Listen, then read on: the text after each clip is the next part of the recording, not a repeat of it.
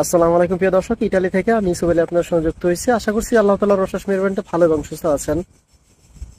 Actually কয়েকদিন যাবত আসলে ভালো করে আপনাদের সাথে কথা বলতে পারি না এবং ইনফরমেশন গুলো কেমন যেন একটু মিসিং হয়ে যাচ্ছে, যার জন্য আমি অত্যন্ত দুঃখিত প্রিয় দর্শক। যাই হোক, অনেকেই প্রশ্ন করতেছেন যে ভাইয়া নেপোলি শহর নিয়ে কথা বলেন, নেপোলি শহর যদি আপনার কিছু জানা থাকে। তো আপনাদেরকে বলতে চাই, যারাই আপনারা আসলে নেপোলি শহর সম্পর্কে জানতে চান যে এই মুহূর্তে আপনাদের নলস্থা উঠতেছে কিনা, কিংবা যারা আবেদন করেছেন আপনাদের নলস্থা উঠবে কিনা, তার আগে আপনাদেরকে কয়েকটা কথা বলি নেপোলি শহরের। এক নম্বরে, নেপোলি শহর ইটালির ভিতরে সবচাইতে একটা গাদ্দারির জায়গা। এইখানে সবচাইতে বদমাইশি, চুরি, বাটপারি এবং প্রতারণা সবচাইতে বেশি করা হয়। আর সেটি ভাই অন্য কোনো দেশের মানুষ করে না, সেটি করে একমাত্র আমাদের বাংলাদেশিরা সবচাইতে বেশি। হয়তো তারাও করে, বিভিন্ন দেশের মানুষরাই করে, কিন্তু আমাদের বাংলাদেশিরা মিলেই করে। আমি জানি হয়তো নেপোলি শহর থেকে আমার অনেক ভাই বেরাদাররা আছে এবং পরিচিত লোক আছে, এবং যারাই আপনারা দর্শকরা আছেন, অনেকেই আছেন, আপনারা ভিডিওটা দেখবেন হয়তো। কিন্তু ভুল বুঝলে কিছু করার নাই, আমি ভুল বোঝার কিছু আপনাদেরকে বলছি না।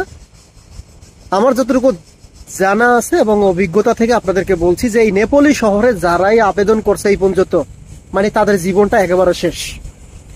একেবারে মনে করেন পায়ের জোতার তলি একেবারে ক্ষয় হয়ে গেছে এই নেপোলি শহরে যারা আবেদন করছে তাদের, দৌড়াইতে দৌড়াইতে। এর কারণ হলো, দেখেন ভাই,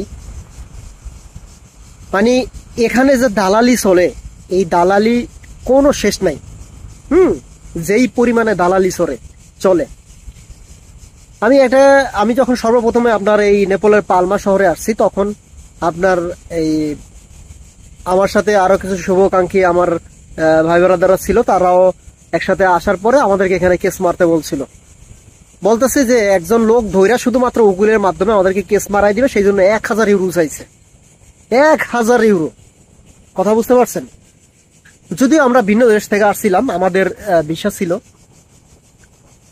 আসার পরে আপনারা ওইখানে যাওয়ার পরে আমাদেরকে বলতেছে আপনারা যদি কেস মারেন তাহলে মারেন, কিন্তু 1000 করে ইউরো দিতে হবে, পরবর্তীতে আরো লাগতে পারে। তাহলে বুঝেন, তাও আবার কারা জানেন? ভিন দেশি হলে একটা কথা ছিল, বাংলাদেশি। তো আসলে এই কথাগুলো মনে পড়ে যায় যখন আপনারা আমাকে প্রশ্ন করেন নেপোলি সম্পর্কে, নেপোলি শহর সম্পর্কে।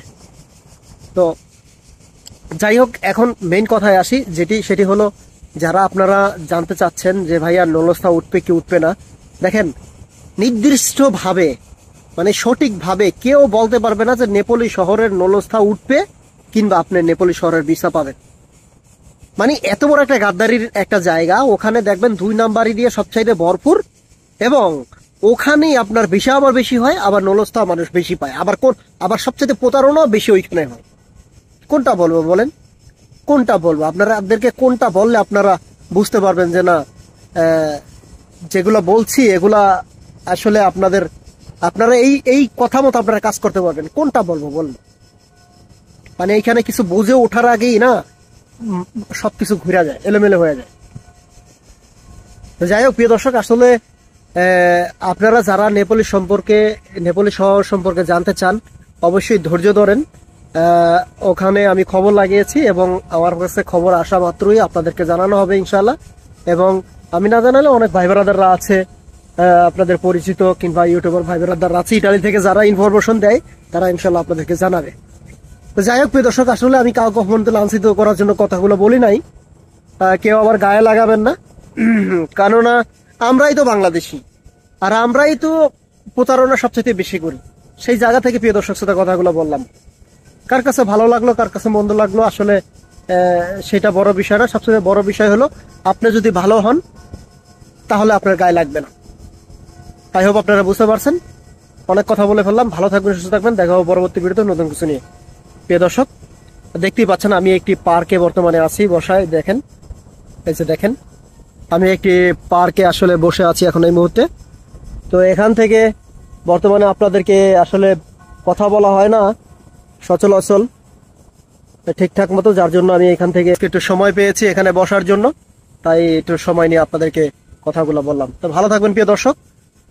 আজকের মতো এই পর্যন্তই। আসসালামু আলাইকুম রহমতুল্লাহ।